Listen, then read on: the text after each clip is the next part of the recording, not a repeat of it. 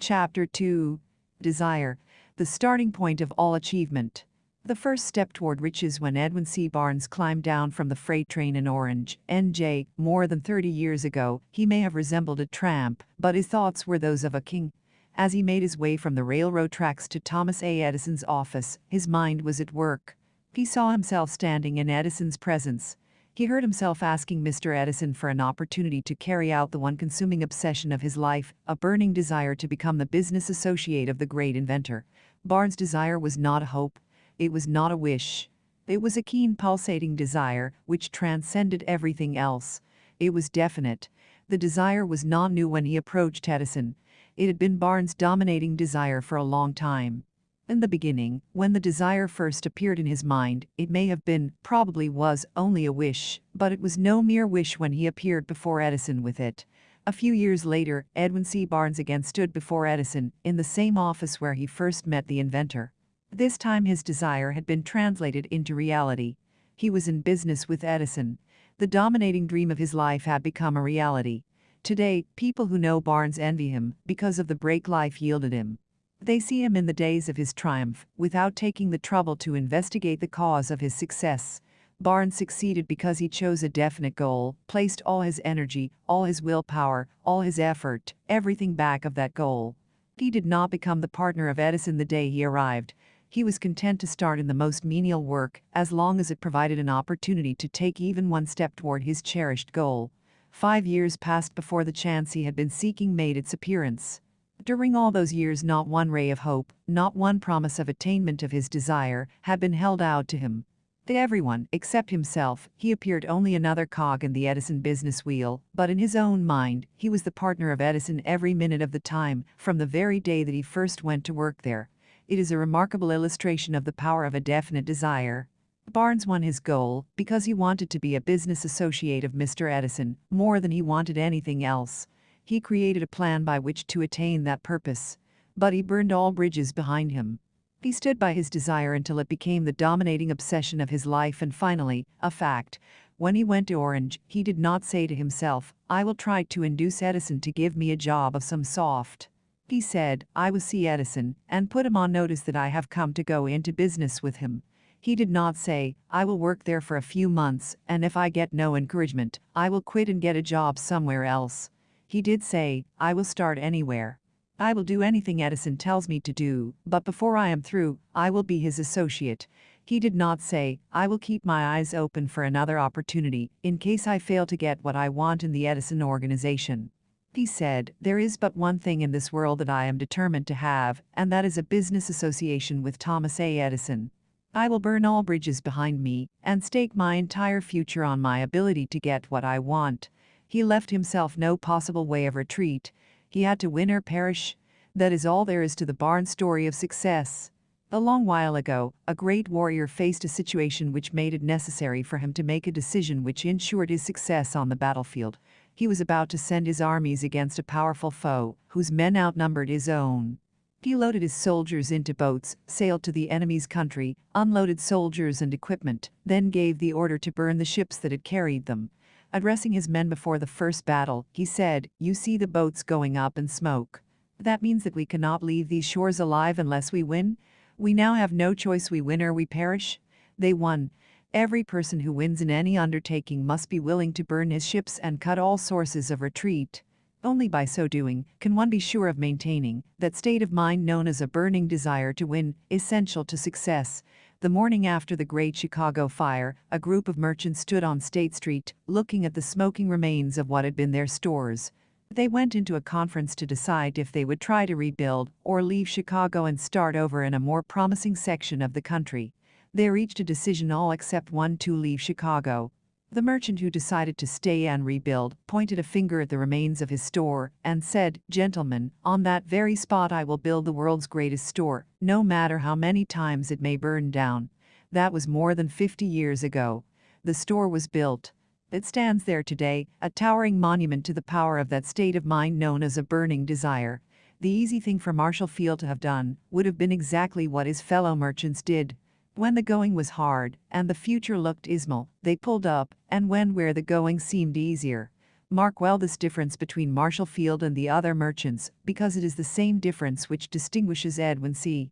Barnes from thousands of other young men who have worked in the Edison organization. It is the same difference which distinguishes practically all who succeed from those who fail. Every human being who reaches the age of understanding of the purpose of money wishes for it. Wishing will not bring riches, but desiring riches with a state of mind that becomes an obsession, then planning definite ways and means to acquire riches, and backing those plans with persistence which does not recognize failure, will bring riches. The method by which desire for riches can be transmuted into its financial equivalent consists of 6 definite practical steps, viz. First, fix in your mind the exact amount of money you desire. It is not sufficient merely to say I want plenty of money. First, be definite as to the amount. There is a psychological reason for definiteness which will be described in a subsequent chapter. Second, determine exactly what you intend to give in return for the money you desire. There is no such reality as something for nothing. Third, establish a definite date when you intend to possess the money you desire. Fourth, create a definite plan for carrying out your desire and begin at once, whether you are ready or not, to put this plan into action. Fifth, write out a clear, concise statement of the amount of money you intend to acquire, name the time limit for its acquisition, state what you intend to give in return for the money, and describe clearly the plan through which you intend to accumulate it. 6. Read your written statement aloud, twice daily, once just before retiring at night, and once after arising in the morning. As you read, see, and feel and believe yourself already in possession of the money. It is important that you follow the instructions described in these 6 steps. It is especially important that you observe and follow the instructions in the 6th paragraph. You may complain that it is impossible for you to see yourself in possession of money before you actually have it. Here is where a burning desire will come to your aid. If you truly desire money so keenly that your desire is an obsession, you will have no difficulty in convincing yourself that you will acquire it. The object is to want money, and to become so determined to have it that you convince yourself you will have it. Only those who become money conscious ever accumulate great riches. Money consciousness means that the mind has become so thoroughly saturated with the desire for money that one can see oneself already in possession of it. To the uninitiated, who has not been schooled in the working principles of the human mind, these instructions may appear impractical. It may be helpful to all who fail to recognize the soundness of the 6 steps to know that the information they convey was received from Andrew Carnegie, who began as an ordinary laborer in the steel mills, but managed, despite his humble beginning, to make these principles yield him a fortune of considerably more than $100 million. It may be of further help to know that the 6 steps here recommended were carefully scrutinized by the late Thomas A. Edison, who placed his stamp of approval upon them as being not only the steps essential for the accumulation of money, but necessary for the attainment of any definite goal. The steps call for no hard labor. They call for no sacrifice. They do not require one to become ridiculous or credulous. To apply them calls for no great amount of education. But the successful application of these 6 steps does call for sufficient imagination to enable one to see and to understand that accumulation of money cannot be left to chance, good fortune, and luck. One must realize that all who have accumulated great fortunes first did a certain amount of dreaming, hoping, wishing, desiring, and planning before they acquired money. You may as well know, right here, that you can never have riches in great quantities unless you can work yourself into a white heat of desire for money and actually believe you will possess it. You may as well know, also, that every great leader, from the dawn of civilization down to the present, was a dreamer. Christianity is the greatest potential power in the world today because its founder was an intense dreamer who had the vision and the imagination to see realities in their mental and spiritual form before they had been transmuted into physical form. If you do not see great riches in your imagination, you will never see them in your bank balance. Never, in the history of America, has there been so great an opportunity for practical dreamers as now exists. The 6-year economic collapse has reduced all men, substantially, to the same level. A new race is about to be run. The stakes represent huge fortunes which will be accumulated within the next 10 years.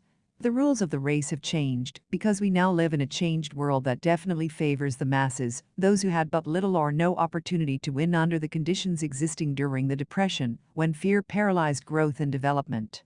We who are in this race for riches should be encouraged to know that this changed world in which we live is demanding new ideas, new ways of doing things, new leaders, new inventions, new methods of teaching, new methods of marketing, new books, new literature, new features for the radio, new ideas for moving pictures. Back of all this demand for new and better things, there is one quality which one must possess to win, and that is definiteness of purpose, the knowledge of what one wants, and a burning desire to possess it. The business depression marked the death of one age and the birth of another. This changed world requires practical dreamers who can and will put their dreams into action. The practical dreamers have always been and always will be the pattern makers of civilization. We who desire to accumulate riches should remember the real leaders of the world always have been men who harnessed and put into practical use the intangible unseen forces of unborn opportunity and have converted those forces, or impulses of thought, into skyscrapers, cities, factories, airplanes, automobiles, and every form of convenience that makes life more pleasant. Tolerance and an open mind are practical necessities of the dreamer of today. Those who are afraid of new ideas are doomed before they start. Never has there been a time more favorable to pioneers than the present. True, there is no wild and woolly West to be conquered, as in the days of the covered wagon, but there is a vast business, financial, and industrial world to be remolded and redirected along new and better lines. In planning to acquire your share of the riches, let no one influence you to scorn the dreamer. To win the big stakes in this changed world, you must catch the spirit of the great pioneers of the past, whose dreams have given to civilization all that it has of value. The spirit which serves as the lifeblood of our own country, your opportunity and mine, to develop and market our talents. Let us not forget, Columbus dreamed of an unknown world, staked his life on the existence of such a world, and discovered it. Copernicus, the great astronomer, dreamed of a multiplicity of worlds, and revealed them. No one denounced him as impractical after he had triumphed. Instead, the world worshipped at his shrine, thus proving once more that success requires no apologies, failure permits no alibis. If the thing you wish to do is right and you believe in it, go ahead and do it. Put your dream across and never mind what they say if you meet with temporary defeat, for they perhaps do not know that every failure brings with it the seed of an equivalent success. Henry Ford, poor and uneducated, dreamed of a horseless carriage, went to work with what tools he possessed, without waiting for opportunity to favor him, and now evidence of his dream belts the entire earth. He has put more wheels into operation than any man who ever lived, because he was not afraid to back his dreams. Thomas Edison dreamed of a lamp that could be operated by electricity, began where he stood to put his dream into action, and despite more than 10,000 failures, he stood by that dream until he made it a physical reality. Practical dreamers do not quit. Whelan dreamed of a chain of cigar stores, transformed his dream into action, and now the United Cigar Stores occupy the best corners in America. Lincoln dreamed of freedom for the black slaves, put his dream into action, and barely missed living to see United North and South translate his dream into reality. The Wright brothers dreamed of a machine that would fly through the air. Now one may see evidence all over the world that they dreamed soundly. Marconi dreamed of a system for harnessing the intangible forces of the ether. Evidence that he did not dream in vain may be found in every wireless and radio in the world. Moreover, Marconi's dream brought the humblest cabin and the most stately manor house side by side. It made the people of every nation on earth backdoor neighbors. It gave the President of the United States a medium by which he may talk to all the people of America at one time and on short notice. It may interest you to know that Marconi's friends had him taken into custody and examined in a psychopathic hospital when he announced he had discovered a principle through which he could send messages through the air without the aid of wires or other direct physical means of communication. The dreamers of today fare better. The world has become accustomed to new discoveries. Nay, it has shown a willingness to reward the dreamer who gives the world a new idea. The greatest achievement was, at first, and for a time, but a dream. The oak sleeps in the acorn. The bird waits in the egg, and in the highest vision of the soul, a waking angel stirs. Dreams are the seedlings of reality. Awake, arise, and assert yourself, you dreamers of the world. Your star is now in the ascendancy. The world depression brought the opportunity you have been waiting for. It taught people humility, tolerance, and open-mindedness.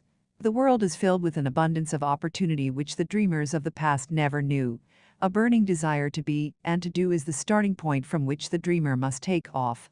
Dreams are not born of indifference, laziness, or lack of ambition. The world no longer scoffs at the dreamer, nor calls him impractical. If you think it does, take a trip to Tennessee and witness what a dreamer president has done in the way of harnessing and using the great water power of America. A score of years ago, such a dream would have seemed like madness. You have been disappointed, you have undergone defeat during the Depression, you have felt the great heart within you crushed until it bled. Take courage, for these experiences have tempered the spiritual metal of which you are made. They are assets of incomparable value. Remember, too, that all who succeed in life get off to a bad start and pass through many heartbreaking struggles before they arrive. The turning point in the lives of those who succeed usually comes at the moment of some crisis through which they are introduced to their other selves. John Bunyan wrote The Pilgrim's Progress, which is among the finest of all English literature, after he had been confined in prison and sorely punished because of his views on the subject of religion. 0. Henry discovered the genius which slept within his brain after he had met with great misfortune and was confined in a prison cell in Columbus, Ohio. Being forced, through misfortune, to become acquainted with his other self and to use his imagination, he discovered himself to be a great author instead of a miserable criminal and outcast. Strange and varied are the ways of life, and stranger still are the ways of infinite intelligence, through which men are sometimes forced to undergo all sorts of punishment before discovering their own brains and their own capacity to create useful ideas through imagination. Edison, the world's greatest inventor and scientist, was a tram telegraph operator. He failed innumerable times before he was driven, finally, to the discovery of the genius which slept within his brain. Charles Dickens began by pasting labels on blacking pots. The tragedy of his first love penetrated the depths of his soul and converted him into one of the world's truly great authors. That tragedy produced, first, David Copperfield, then a succession of other works that made this a richer and better world for all who read his books. Disappointment over love affairs generally has the effect of driving men to drink and women to ruin, and this, because most people never learn the art of transmuting their strongest emotions into dreams of a constructive nature. Helen Keller became deaf, dumb, and blind shortly after birth. Despite her greatest misfortune, she has written her name indelibly in the pages of the history of the great. Her entire life has served as evidence that no one ever is defeated until defeat has been accepted as a reality. Robert Burns was an illiterate country lad. He was cursed by poverty and grew up to be a drunkard in the bargain. The world was made better for his having lived, because he clothed beautiful thoughts in poetry and thereby plucked a thorn and planted a rose in its place. Booker T. Washington was born in slavery, handicapped by race and color.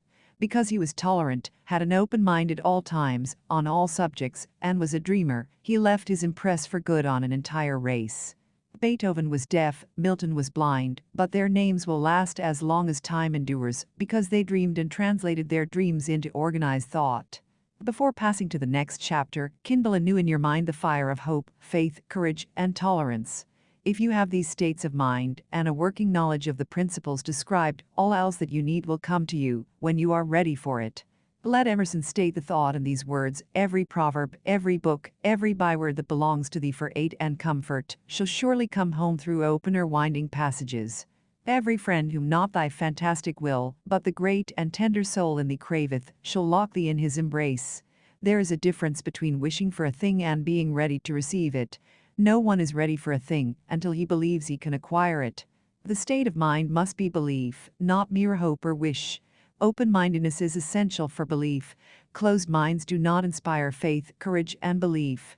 Remember, no more effort is required to aim high in life, to demand abundance and prosperity, than is required to accept misery and poverty. A great poet has correctly stated this universal truth through these lines: I bargained with life for a penny, and life would pay no more, however I begged at evening when I counted my scanty store. For life is a just employer, he gives you what you ask, but once you have set the wages, why, you must bear the task. I worked for a menial's hire, only to learn, dismayed, that any wage I had asked of life, life would have willingly paid. Desire outwits Mother Nature. As a fitting climax to this chapter, I wish to introduce one of the most unusual persons I have ever known. I first saw him 24 years ago, a few minutes after he was born. He came into the world without any physical sign of ears, and the doctor admitted, when pressed for an opinion, that the child might be deaf and mute for life. I challenged the doctor's opinion. I had the right to do so. I was the child's father. I, too, reached a decision and rendered an opinion, but I expressed the opinion silently, in the secrecy of my own heart. I decided that my son would hear and speak. Nature could send me a child without ears, but nature could not induce me to accept the reality of the affliction. In my own mind I knew that my son would hear and speak. How? I was sure there must be a way, and I knew I would find it. I thought of the words of the immortal Emerson, "The whole course of things goes to teach us faith. We need only obey. There is guidance for each of us, and by lowly listening, we shall hear the right word." The right word? Desire? More than anything else, I desire that my son should not be a deaf mute. From that desire I never receded, not for a second. Many years previously, I had written, "Our only limitations are those we set up in our own minds."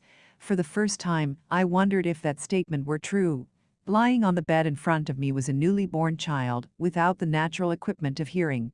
Even though he might hear and speak, he was obviously disfigured for life. Surely, this was a limitation which that child had not set up in his own mind. What could I do about it?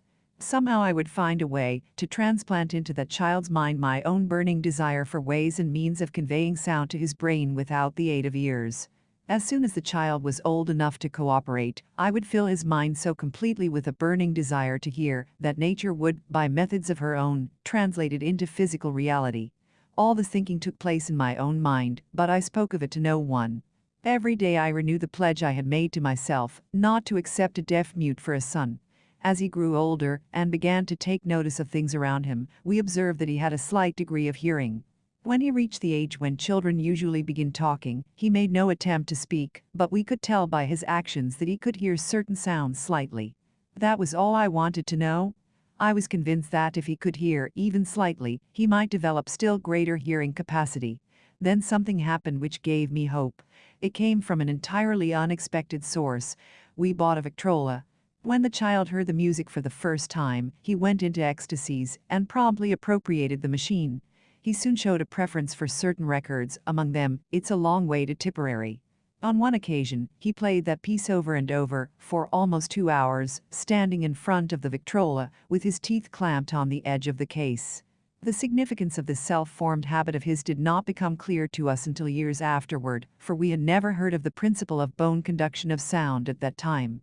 Shortly after he appropriated the Victrola, I discovered that he could hear me quite clearly when I spoke with my lips touching his mastoid bone, or at the base of the brain. These discoveries placed in my possession the necessary media by which I began to translate into reality my burning desire to help my son develop hearing and speech. By that time he was making stabs at speaking certain words.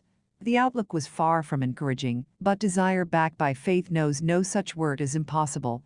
Having determined that he could hear the sound of my voice plainly, I began, immediately, to transfer to his mind the desire to hear and speak. I soon discovered that the child enjoyed bedtime stories, so I went to work, creating stories designed to develop in him self-reliance, imagination, and a keen desire to hear and to be normal. There was one story in particular, which I emphasized by giving it some new and dramatic coloring each time it was told. It was designed to plant in his mind the thought that his affliction was not a liability, but an asset of great value. Despite the fact that all the philosophy I had examined clearly indicated that every adversity brings with it the seed of an equivalent advantage, I must confess that I had not the slightest idea how this affliction could ever become an asset. However, I continued my practice of wrapping that philosophy in bedtime stories, hoping the time would come when he would find some plan by which his handicap could be made to serve some useful purpose. Reason told me plainly that there was no adequate compensation for the lack of ears and natural hearing equipment. Desire backed by faith pushed reason aside and inspired me to carry on. As I analyze the experience in retrospect, I can see now that my son's faith in me had much to do with the astounding results. He did not question anything I told him. I sold him the idea that he had a distinct advantage over his older brother and that this advantage would reflect itself in many ways. For example, the teachers in school would observe that he had no ears, and, because of this, they would show him special attention and treat him with extraordinary kindness. They always did. His mother saw to that, by visiting the teachers and arranging with them to give the child the extra attention necessary. I sold him the idea, too, that when he became old enough to sell newspapers, his older brother had already become a newspaper merchant. He would have a big advantage over his brother, for the reason that people would pay him extra money for his wares, because they could see that he was a bright, industrious boy, despite the fact he had no ears. We could notice that, gradually, the child's hearing was improving. Moreover, he had not the slightest tendency to be self-conscious because of his affliction. When he was about 7, he showed the first evidence that our method of servicing his mind was bearing fruit. For several months he begged for the privilege of selling newspapers, but his mother would not give her consent. She was afraid that his deafness made it unsafe for him to go on the street alone. Finally, he took matters in his own hands. One afternoon, when he was left at home with the servants, he climbed through the kitchen window, shinnied to the ground, and set out on his own. He borrowed 6 cents in capital from the neighborhood shoemaker, invested it in papers, sold out, reinvested, and kept repeating until late in the evening. After balancing his accounts and paying back the 6 cents he had borrowed from his banker, he had a net profit of 42 cents. When we got home that night, we found him in bed asleep, with the money tightly clenched in his hand. His mother opened his hand, removed the coins, and cried. Of all things, crying over her son's first victory seemed so inappropriate. My reaction was the reverse. I laughed heartily, for I knew that my endeavor to plant in the child's mind an attitude of faith in himself had been successful. His mother saw, in his first business venture, a little deaf boy who had gone out in the streets and risked his life to earn money. I saw a brave, ambitious, self-reliant little businessman whose stock in himself had been increased 100% because he had gone into business on his own initiative and had won. The transaction pleased me because I knew that he had given evidence of a trait of resourcefulness that would go with him all through life. Later events proved this to be true. When his older brother wanted something, he would lie down on the floor, kick his feet in the air, cry for it and get it. When the little deaf boy wanted something, he would plan a way to earn the money, then buy it for himself.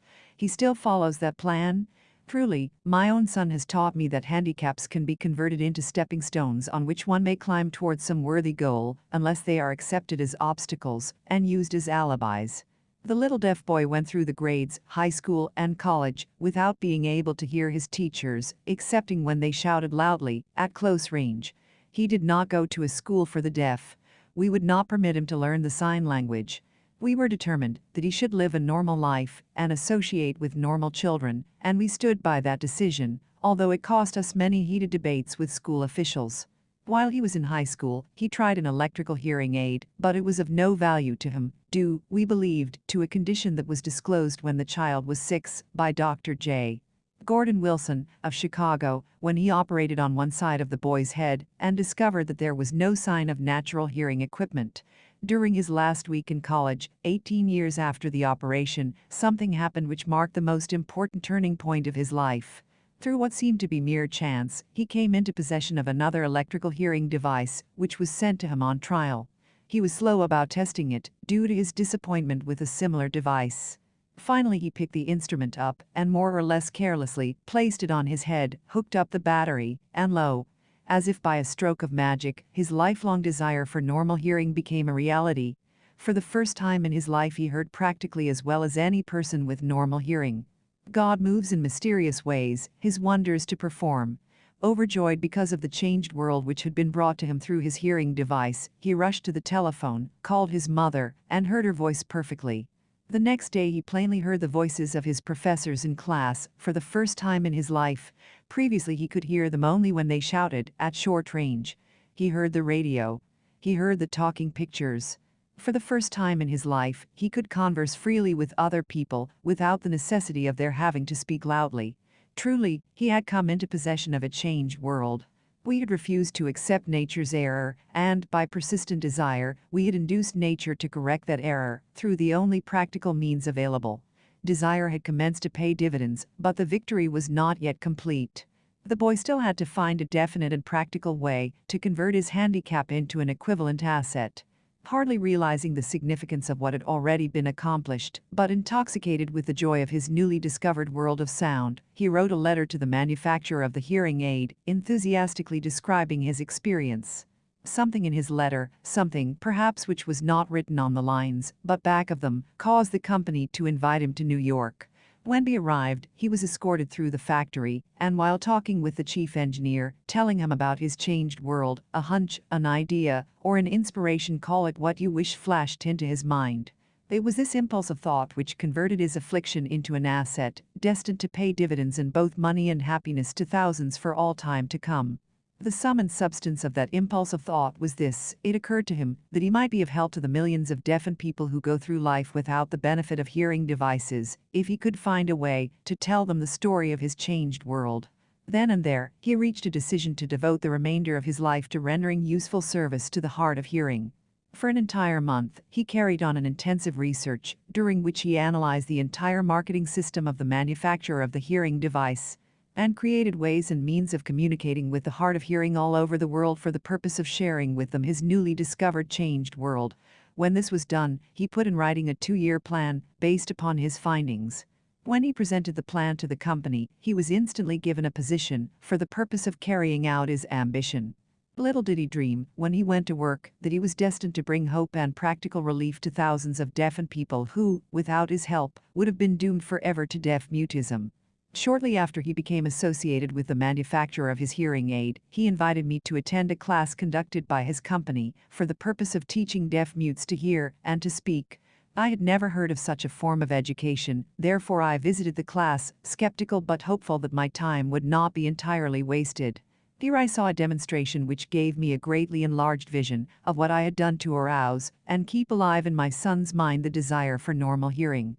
I saw deaf mutes actually being taught to hear and to speak through application of the self-same principle I had used more than 20 years previously in saving my son from deaf mutism.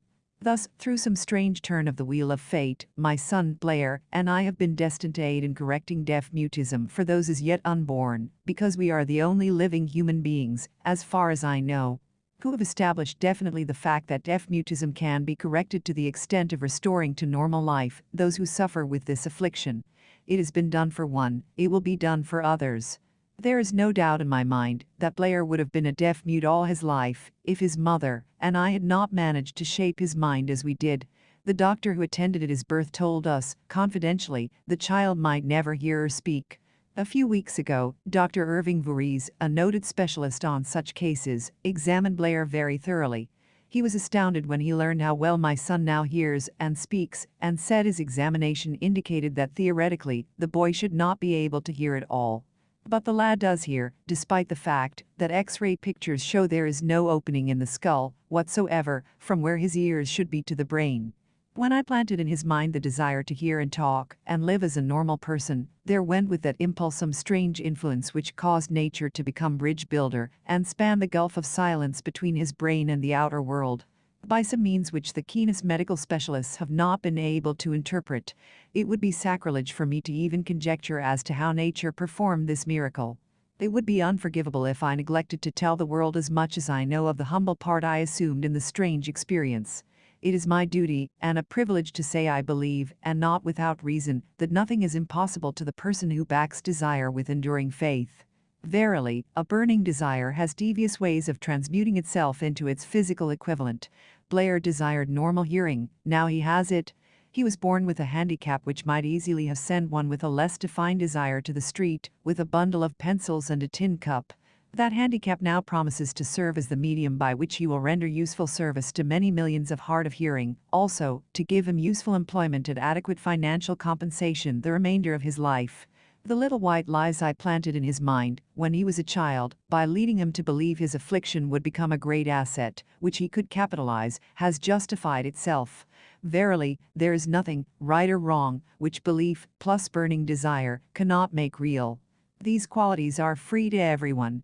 In all my experience in dealing with men and women who had personal problems, I never handled a single case which more definitely demonstrates the power of desire. Authors sometimes make the mistake of writing of subjects of which they have but superficial or very elementary knowledge. It has been my good fortune to have had the privilege of testing the soundness of the power of desire through the affliction of my own son. Perhaps it was providential that the experience came as it did, for surely no one is better prepared than he to serve as an example of what happens when desire is put to the test. If Mother Nature bends to the will of desire, is it logical that mere men can defeat a burning desire? Strange and imponderable is the power of the human mind. We do not understand the method by which it uses every circumstance, every individual, every physical thing within its reach, as a means of transmuting desire into its physical counterpart. Perhaps science will uncover this secret. I planted in my son's mind the desire to hear and to speak as any normal person hears and speaks. That desire has now become a reality. I planted in his mind the desire to convert his greatest handicap into his greatest asset. That desire has been realized. The modus operandi by which this astounding result was achieved is not hard to describe. It consisted of three very definite facts. First, I mixed faith with the desire for normal hearing, which I passed on to my son. Second, I communicated my desire to him in every conceivable way available, through persistent continuous effort, over a period of years. Third, he believed me. As this chapter was being completed, news came of the death of me. Schumann Heinck. One short paragraph in the news dispatch gives the clue to this unusual woman's stupendous success as a singer. I quote the paragraph because the clue it contains is none other than desire. Early in her career, me. Schumann Heinck visited the director of the Vienna Court Opera to have him test her voice. But he did not test it. After taking one look at the awkward and poorly dressed girl, he exclaimed, none too gently, with such a face, and with no personality at all, how can you ever expect to succeed in opera? My good child, give up the idea. Buy a sewing machine and go to work. You can never be a singer. Never is a long time. The director of the Vienna Court Opera knew much about the technique of singing. He knew little about the power of desire when it assumes the proportion of an obsession. If he had known more of that power, he would not have made the mistake of condemning genius without giving it an opportunity. Several years ago, one of my business associates became ill. He became worse as time went on, and finally was taken to the hospital for an operation. Just before he was wheeled into the operating room, I took a look at him and wondered how anyone as thin and emaciated as he could possibly go through a major operation successfully.